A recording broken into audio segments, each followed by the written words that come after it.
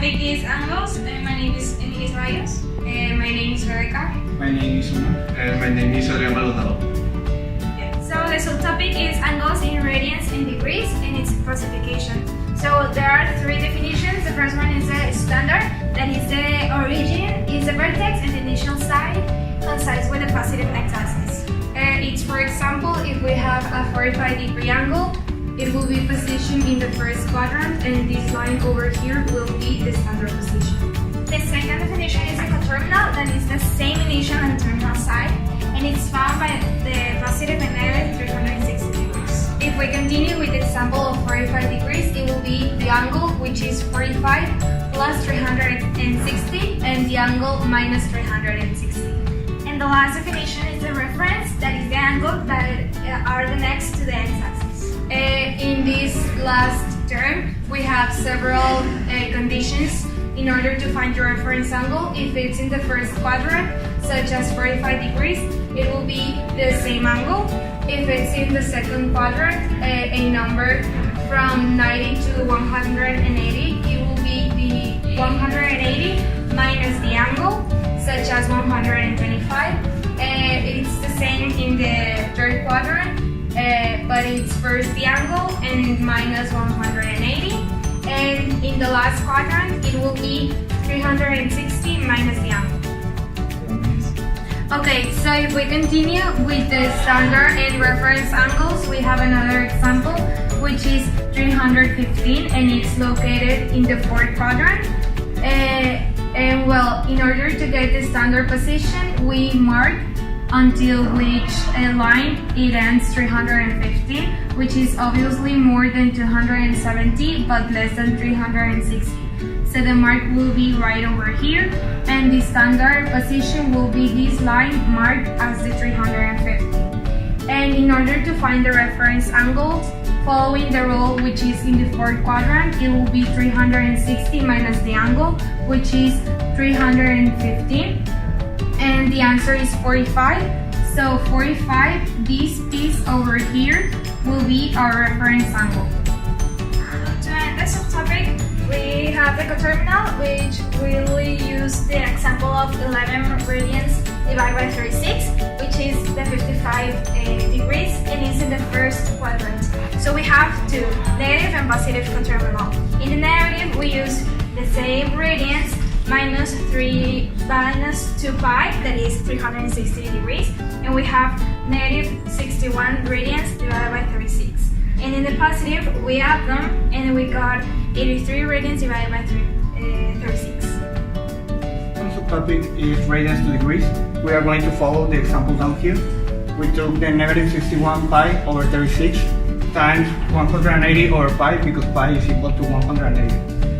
We multiply 61 pi times 180 to obtain this number, and then 36 times pi to obtain this number.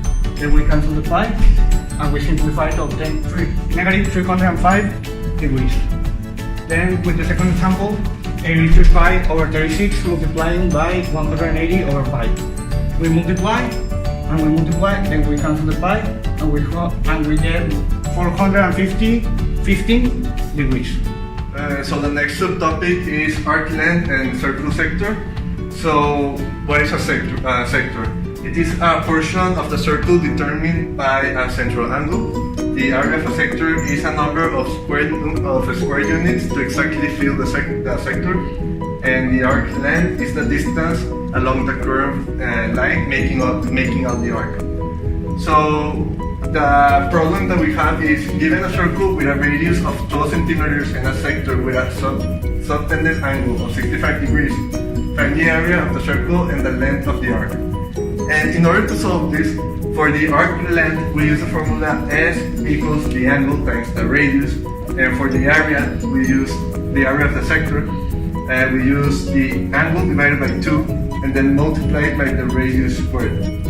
So we're going to start with finding out the arc length. So basically what you have to do first is change the degrees to radians. So we have 65 degrees, and we multiply it times pi over 180, because 180 is the same as pi. And we get 13 pi over 36, which is radians. And then with this, we can use the formula and do S equals 13 pi over 36 times 12, which is the radius, and it gives us 13 pi over 3. And then finally, we have to change it from radians into the units that is asked. So we start the exact same answer, 13, but we substitute the pi by 3.14, which is the exact number of pi divided by 3. And finally, this 13.61 centimeters is the arc length. And for the area, we already have the radius, so we just substitute in here the formula. We use 13 pi over 36 divided by 2, and then we multiply this by the radius squared, which is 12 squared. And then we have 13 pi over 72, which is this, and then multiply by 144, which is this. And finally, we get 81.6768 centimeters squared, which is the area. So the next subtopic is angles in parallel lines. So basically, parallel lines are lines that will basically never meet and are always the same distance apart. So for example, angle line A and B and line C and D are parallel lines. And in order to solve these problems, we have to understand that the degrees in this angle right here will always be the same as this one, and this one will always be the same as this one, as well as in this angle it will always be the same as in here, and in here, and also in here B with B and B with B. So basically it will be the same number.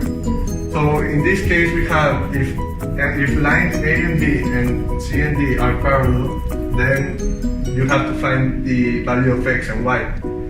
So in this problem we can see using this that this value is exactly the same as this value. So basically what do we do to answer this? We have 2x plus 7 in here, which is equal to x plus 21 because they are the same. And then we just simplify, we move the x this side and the 7 this side, and we have x equals 14. Now that we have this, what we do is that we replace this value on this, right, in this one. So we replace x with 14, and at the end we get 35 degrees. So this value right here is equal to 35 degrees, which means this one is also equal to 35 degrees. And this is A and this is B. So the two of them combined should give you 180 degrees. So if you already know that this one is worth 35 degrees, all that you have to do is 180 minus 35 degrees, which is equal to 145 degrees. So what you know now that 4y plus 15 equals 145 degrees. So all that you do now is 4y plus 15 equals 145, 4y equals 130, and we just divide by 4 and we get y equals 32.5. So these two are the answers.